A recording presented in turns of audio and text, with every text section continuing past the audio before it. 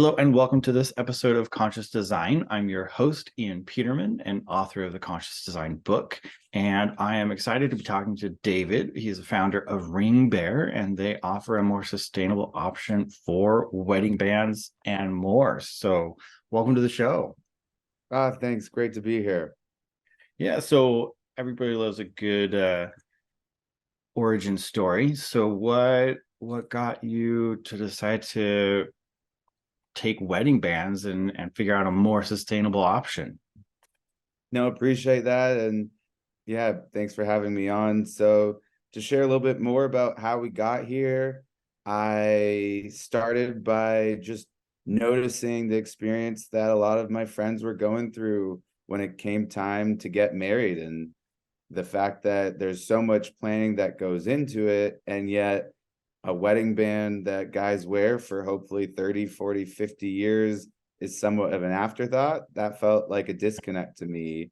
And I'm someone who enjoys a good celebration. And so as I got more into it, the chance to be in this wedding industry that is such a big moment in people's lives definitely furthered my interest. And as I started to go through the process, felt like there was an opportunity to build a brand for people like my friends, like myself, that didn't really exist prior.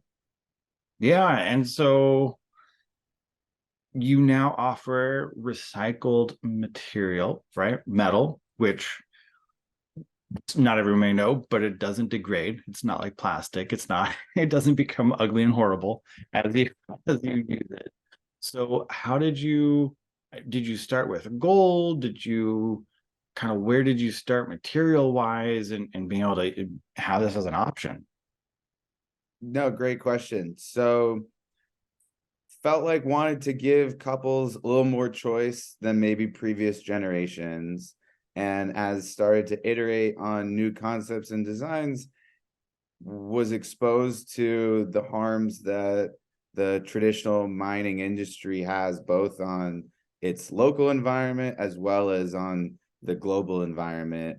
And so from that realization, it became apparent needed to come up with a better alternative, and was able to learn about the benefits of recycled gold. And as I appreciate you alluding to, the fact that it has the same value and the same appearance as traditional gold. And so with that learning, realized, hey, we could create wedding bands that look great, that are really comfortable, that also just drastically reduce the environmental impact, which really checked all the boxes when looking to bring new products to market from my point of view. Right. And for supply, right? Not everybody thinks about like, oh, well, are you going to run out of recycled gold? Like, how do you approach that and what's your kind of supply? Where do you get all the recycled gold from? Where do you where are you tapping into all this hidden gold that's not been used in this way? No, that's a fun question. So it's actually not that commonly known, but there's abundance of recycled gold available. And when you think about jewelry pieces that have been around for a long time, and now with the increase of technology, there's gold used in our iPhones and other similar products, and a lot of those start to stack up. And so there's actually an abundance of recycled gold available, and yet some of the legacy players are still mining new gold and continuing that cycle. So what we're able to do is we're now trying to shift consumer demand to use this recycled gold that comes from old tech products or jewelry, and are able to turn it into really beautiful pieces. And then we know in today's era that people have a lot of claims. So it was really important for us that everyone that we work with is certified by third-party audits and is able to prove where Amazing. all of it comes from. Yeah, I feel like I'm glad you guys are doing that already because that traceability that there are, like you said, there's so many people out there greenwashing or, being right next to that. We're like we're sustainable adjacent and let people kind of think that we are. So it's great that you guys are adding that trackability in. Um, in terms of, one of the things, looking up what you guys do, comfort is one of the things that gets highlighted by a lot of people. I think you've been written up in Forbes and other places. How did that play into the product, right? Because it's sustainability, that's one arm, that's really great. But also, if you are going to wear it for 30, 40, 50 years, hopefully it's comfortable. It's not going to go away. So how have you addressed that? What's your approach on that side of things?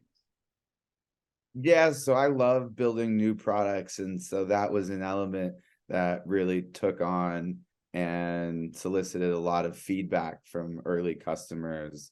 But as you touched on, this is a unique product where people are going to enjoy it now with their big day, and then ideally 10 to 50 years down the road. And so that was a challenge that we felt like was opportunity to innovate on what was previously out there. And so for jewelry, you have two standard designs, one being a standard ring fit and the second being a comfort fit.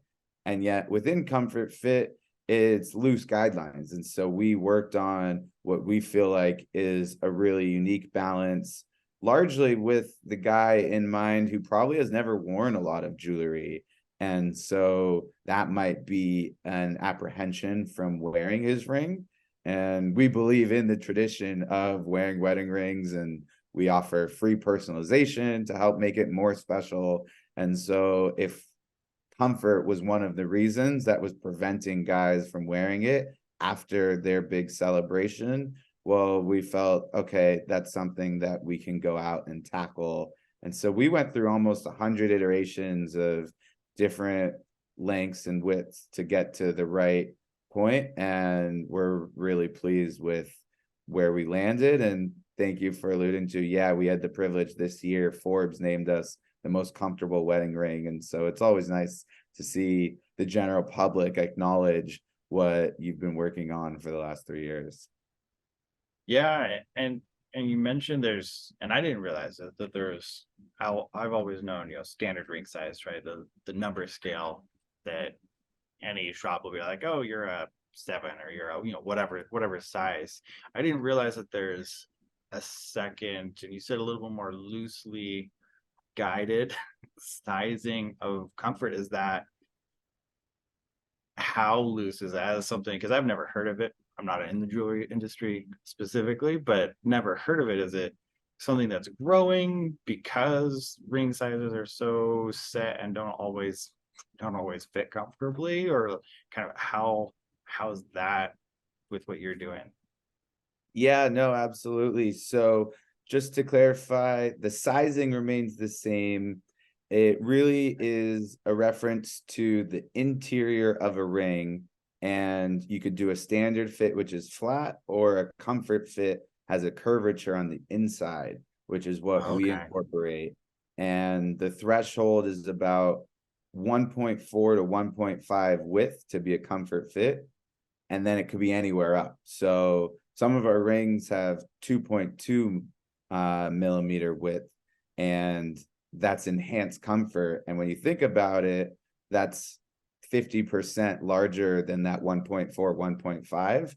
And yet the category views us as one and the same. But we're investing in more material that we don't pass on that cost to the customer to ensure that 10, 20, 30 years they're going to enjoy it more.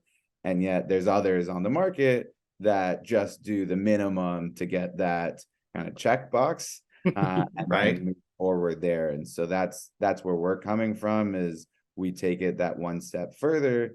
And then just to speak to the design element even more, what that rounded interior allows for is less pinching, less friction, and much easier to put on and put off, and actually less material that could be touching the finger when it rests. And again, you think back to that individual who maybe has never worn jewelry before, all of Mhm. those benefits start to make it just a much easier piece to wear.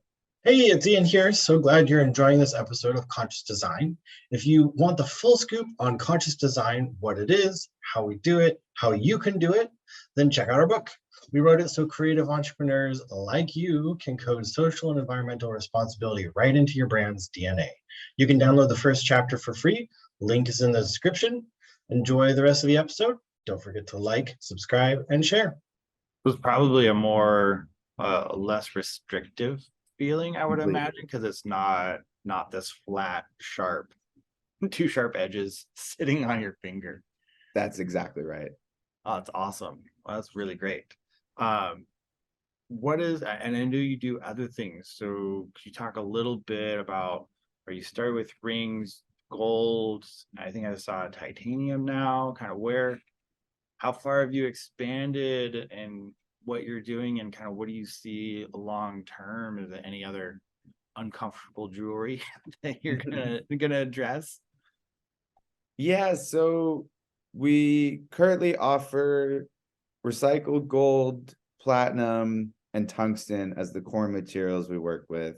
Okay. Tungsten's really exciting because it allows new colors and materials. And so that's where you'd see a black ring, or we have two styles that use koa wood inlaid into the tungsten ring. And what's great about koa wood is it's Hawaiian and it's protected by the local government there, where you can only utilize the wood after trees fall of natural causes. And so it's a way Okay. to create something out of these trees that have fallen or are no That's longer awesome. living. And beautiful colors and designs just in the thin slice that we incorporate. As far as looking ahead, definitely continue to experiment, and that's part of what I really enjoy about this job.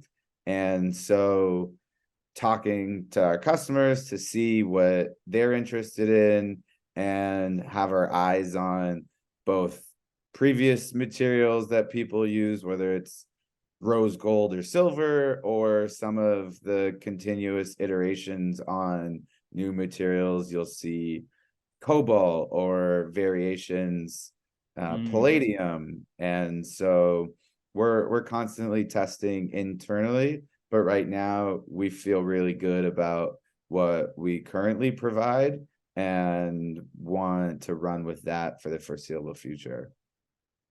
awesome. Yeah, I love the idea of some of those other materials because they're not as common and ring, but I would imagine those are also probably electronics use all of those a lot. So you have a nice recycled material pool to grab from and use.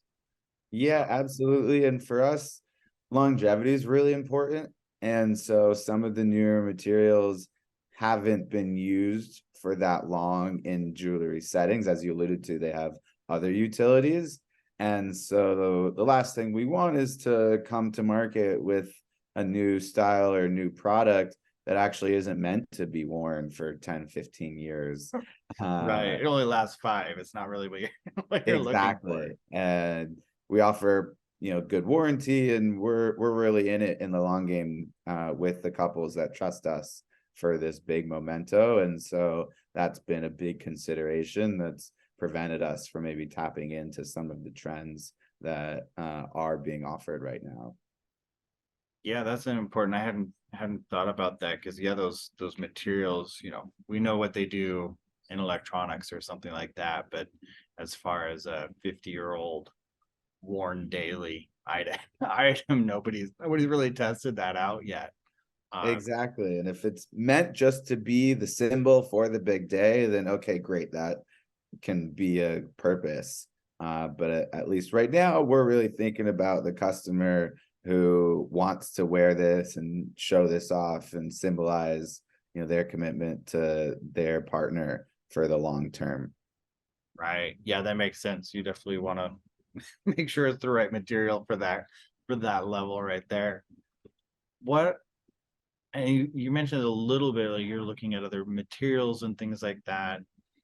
Is there anything else that because I know you're getting into like engagement gifts and other things like that? Is that just kind of just as it comes up, like, oh, this is a cool idea, let's put it out there? Or is there, are you thinking that's going to really expand, or are you really just focused, like, as you're saying, the super long term product that's your bread and butter, you're gonna stay there? Yeah, so on the gift side, going back to what got me into this business was the chance to participate in the wedding industry is a lot of fun and very motivating. And so was thinking about our customer and if there were ways to just heighten the celebration, well, then that was interesting to us. So, for example, we offer a customized champagne or wine bottle that ultimately has a lot of fun uses to it. You have putting it on the mantle to serve as the engagement date that's inscribed, or maybe you pop it open on your anniversary and everything in between. So that is the thinking behind what else we offer. And so another product we were able to secure is custom golf balls from top manufacturers. And we know a lot of guys like to golf with their dad on the day of their wedding or on their bachelor party. And so if that's Right. what people are doing, well, then you should be able to put his nickname on it, or again, personalize it with the date, something that just to elevate what may already be happening within the wedding space. Right. So those experiential items that you're probably gonna keep, right? Long Exactly. term. You're like, yeah, we played with it, but now we're gonna save those. We're gonna save that bottle and have that be there as the memento from the event. Exactly. And with the idea that everything ties back to the wedding day or a symbol of the relationship and just puts a smile on people's face is the goal. That's always a good goal, right? Whatever's gonna Absolutely. make people happy. That's a good good market to be in. Awesome. Well, and this is amazing what you guys are doing, and being able to tap into this market, right? And I'm aware of like how much recycled material goes out, but I didn't realize how underused some of the precious, right? It always in my mind was like, well, of course, why wouldn't you grab those precious metals and use them? But here you are going, yeah, well, but nobody's using it. There's not enough people using it. We have excess supply. So it's great that you're able to find that and tap into that resource and go, okay, well, here, let's make something really cool, long lasting out of those materials. So I'm definitely excited to see what else you guys come out with to be able to use those materials for. Just kind of wrapping up though, is there anything else you want to share about process, what you guys are doing? I think we've covered a lot, but I want to make sure you have some space to do that. No, thank you. And yeah, thank you for the platform to share and for recognizing the efforts that we are making. And a lot of it stems from a belief that I have that incorporate from the company of to really tackle the environmental challenge. It takes a lot of people making small changes as opposed to a small group of people making big changes. And so I recognize that, yeah, there's limitations into how big our impact can be, and yet take it really seriously that for what we are doing and for every step along the operation, there is probably an opportunity to improve previous behavior or how we go about things. So maybe one element that comes to mind that hasn't been spoken about is our packaging. We invest in a really nice jewelry box that customers receive, and yet it's all certified timber that goes into it, recycled paper on the outer box that's then sent in a recycled mailer that's also itself recyclable. And so those are probably things that not every customer fully recognizes. You know, they're excited to get it, rip it open up, throw away the trash. But to us, we didn't necessarily start from that place, but have tried to continuously reflect internally of okay, where can we continuously improve? And so I would just share that as far as who we are and how we approach the future. Well, I love that too. And I think that's important what you said. It's like, oh, we didn't start there necessarily, right? And I think that's a lot of people overwhelm themselves when they're launching a new product. They go, oh, I must do all the things. And it's okay to get the product out and then make those improvements over time. And it's great. I mean, packaging is a huge thing. And definitely, I think at this point, people think about it, but not if you're getting something super exciting. You're just like, oh, open it. So being able to not have to worry about anything, be like, yeah, it's great, just recycle it. It's all it's all fine. You don't have to worry about that. Is a great touch to add to what you guys are offering. For anybody that wants to find you guys online, reach out to you guys, what's the best way? Social media, website, kind of best way to find and get a hold of you guys. Right. Thank you. So currently ringbear.com, ringbear.com, as well as at the Ring Bear on Instagram are the best two ways to reach us, and building up some content that will come live on TikTok pretty soon. And so hear so much about it and excited to dip our toes and just engage in educational content as well as some fun content with both new and existing audiences. Perfect. Well, and we will make sure for everyone listening, those notes, links, and everything will be in the show notes as well. So go ahead and click on them. And thank you so much for being on the show, David. I really appreciate your time. It's great. Likewise, Ian, I really enjoyed the conversation. Thank you. All right. Awesome.